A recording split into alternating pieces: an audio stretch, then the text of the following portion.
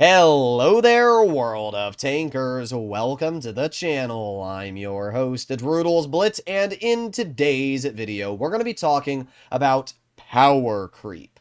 Power creep is basically the definition of something that's old is a lot worse than something that's new. Let's say you got a brand new car, or let's say 10 years ago, you got a brand new car right out of the lines. It's a 2010 Ford Explorer. But now, after new technologies and engines and materials have been developed, your old Ford is antiquated and quite useless compared to the new one.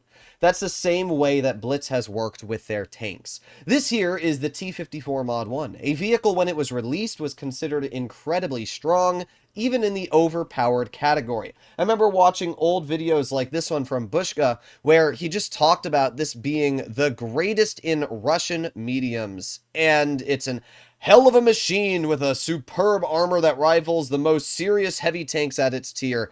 It's a hell of a machine and a must buy. Like, this tank was considered one of the best at its peak when it was released into the game.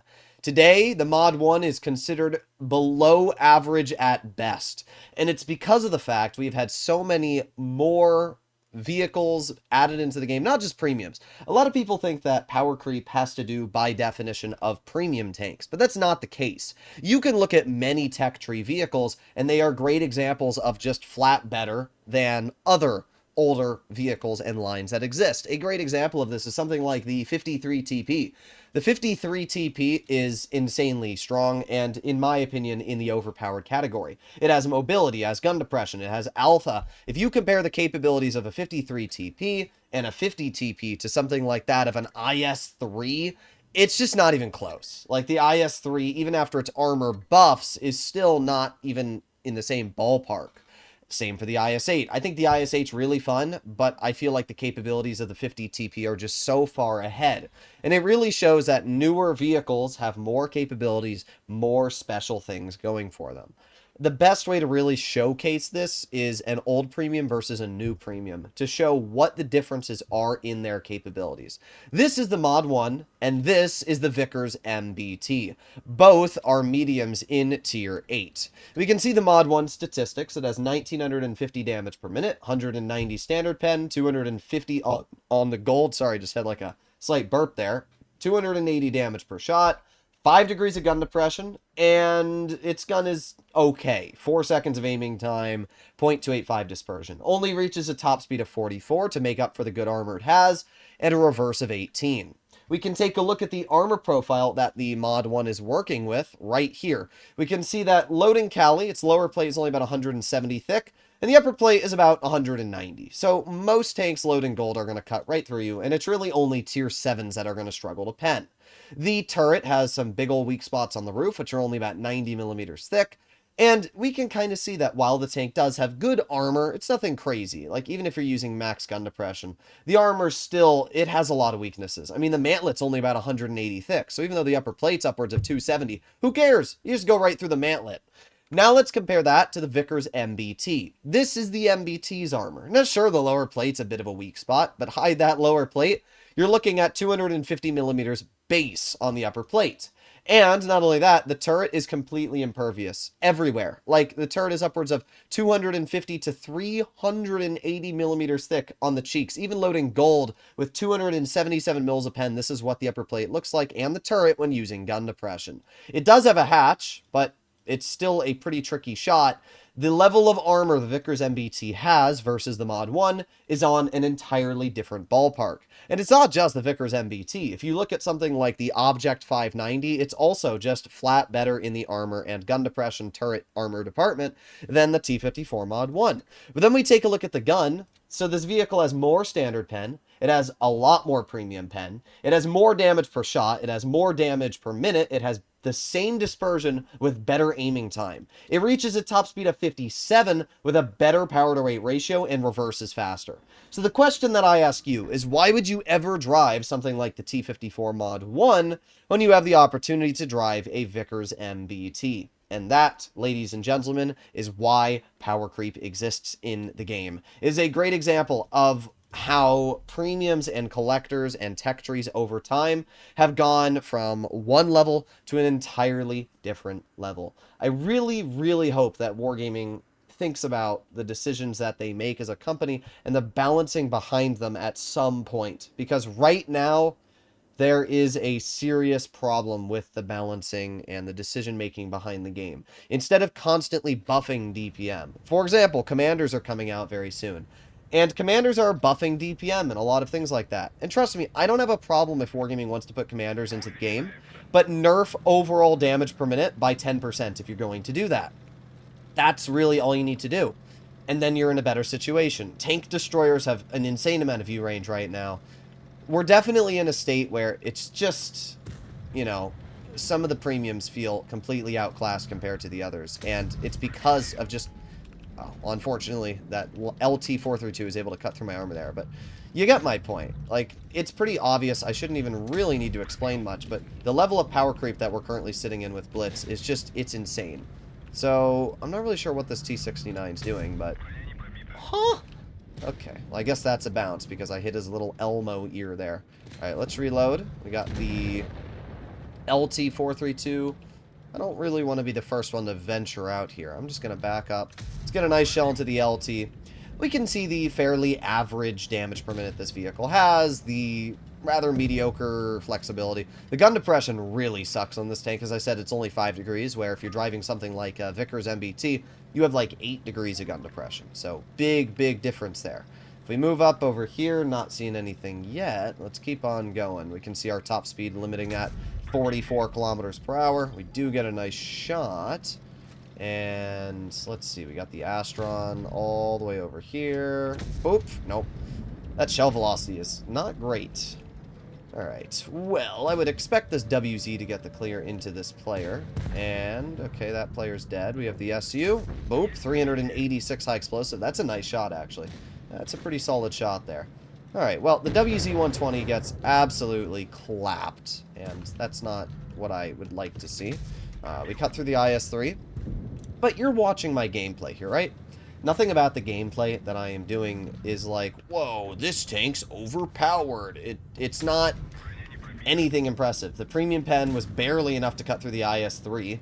And, I mean, you're seeing it. This is the Mod 1. It's not a bad tank by any means. I actually think the Mod 1 is still it's a fairly fun vehicle to mess around with. And it's not bad, but it's definitely not what I would consider to be, like, OP by any means. You can see the IS-3 Defender goes right through the upper plate. And that's because Wargaming has buffed Cali. We can see that even with premium, because this tank's pen is kind of mid, it's not very good at cutting through its opponents there. So we're going to cut to the side of this IS-3. There we go. Nice 267. And in total this game, we did 2,400 damage and had a decent result. Again, this is not a bad tank. It's a vehicle that was considered completely OP back in the day, and now it's considered you know? Like, when you're up against tier 9s, it's not very good. But you'll notice I barely blocked any damage, and I could have done everything I did in this game with another Soviet medium, but probably better. So now let's compare that to something like the Vickers MBT. And it gets even crazier when you start comparing some of the older premiums to, like, the overpowered ones that we currently have in the game. The IS-6, for example, was the first premium. The only reason I don't really consider the IS-6 is, like, I'm trying to think of what we considered overpowered back in the day. The IS-3 Defender was really like the big baddie of overpowered tanks. The M6 Experimental was another one that was like this big OP vehicle when it was released. And now they're just not considered anything that impressive. Like the IS-3 Defender, after it got its armor buff about 2-3 months ago, actually made it pretty decent. But the fact that a tank that was considered overpowered back in the day had to get buffed to now be decent in the current meta, that says enough. Like, it really does. If Wargaming was smart, they would, over time, balance out vehicles so that they weren't just flat better. Like, if you want to release a premium that is really good, you need to balance it in some way. And when you take a look at a vehicle like the Vickers MBT, well, what does it have bad? It goes 57, so not the speed. It has 8 degrees of gun depression, so not the gun depression. It has really good pen. It has solid accuracy. It has good alpha damage. And it has ridiculously good armor. Where's the downside? And that's the problem. Like, yeah, the DPM's nothing overpowered, but Where's the downside? You have to balance a tank to have some sort of downside to make it feel like it's not just overpowered. And that's where you really arrive to problems, right? That's where you arrive to problems. Like, I can sit here aiming in on this tiger, and I really just don't think this tiger can do anything to me unless he hits the hatch. He actually tried to fire at the hatch, but that's the only spot this tiger can aim in on. That's it. Anywhere else, the tiger will not pen me. And that is wild when you think about it. That level of armor the vehicle has is absolutely wild. So, already the tiger's dead. In fact, 2 tanks on the enemy team are dead. We can see that mobility here when we go down this hill. Look at how fast this thing goes. Especially compare this level of speed to the mod one which we were just driving before. Like, the level of mobility this tank has is on an entirely different plane. We're going to move over here to the enemy tanks, and I'm hoping I can get a high explosive into the Challenger. Boom, 390 damage. We have the Tiger. We have the Tiger 1. Okay, we got a decent amount of vehicles over here. Let's aim it on you. There you go, 290 damage. And the alpha damage, as I said, is really the huge strength that this vehicle has. Being able to roll your opponents for 300, that alone is just a lot. I mean, look at that, 333 shell into the enemy Tiger 1 right there. We're up to 1600 damage as it is, and we're just going to wiggle our tank. The only spot that Tiger can reliably pen me is my lower plate. Anything on my upper plate, and you actually can't pen me. Even in, you know, a tier 8. Like, that's kind of huge. Alright, let's aim it on the Tiger 2. There you go, nice 276 damage shot. But this is the problem with the game right now. You're just in a situation where Wargaming constantly releases stronger and stronger premiums. And it puts you in a spot where it's just dumb. Like, this Tiger literally doesn't know where to pen me. You saw that. He was looking at me. Couldn't pen me. He couldn't pen the upper plate. Couldn't pen the turret because of how much armor this thing has. And that's crazy. I'm not even running enhanced armor. You don't need to. So, man, it's just... I really hope that Wargaming realizes that they need to balance out the game better. If they want to have vehicles that are more dangerous, then they need to increase the health pool. Increase the game's entire HP pool by 10%.